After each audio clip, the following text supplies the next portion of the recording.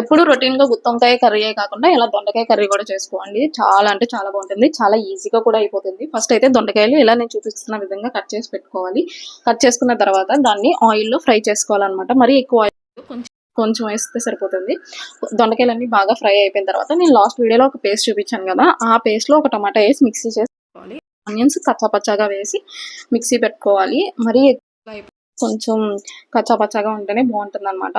Oil దొండకాయలు తీసేసి పక్కన పెట్టుకోవాలి. ఆ ఆయిల్‌లోనే ఈ ఆనియన్ పేస్ట్ వేసి బాగా ఫ్రై అయిన తర్వాత అల్లం వెల్లుల్లి పేస్ట్ కూడా వేసి పచ్చివాసన పోయే వరకు ఫ్రై చేయాలి.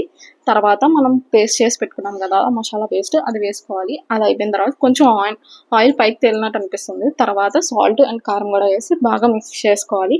మిక్స్ అయిపోయిన తర్వాత మనం ఫ్రై చేసి పెట్టుకున్న దొండకాయలు కూడా వేసుకొని లిడ్ పెట్టుకోవాలి. లిడ్ పెట్టుకొని కొంచెం మగ్గిన తర్వాత వాటర్ వేసుకొని ఎంత కావాలంటే అంత వాటర్ వేసుకోవాలి. వేసుకున్న తర్వాత లిడ్ పెట్టుకొని దగ్గరికి అయిపోయిన తర్వాత కట్టేసుకోవడమే. అండ్ అయిపోయింది. చాలా అంటే చాలా బాగుంటుంది. ఒకసారి ట్రై చేసి చూడండి. Please do like, share and subscribe to my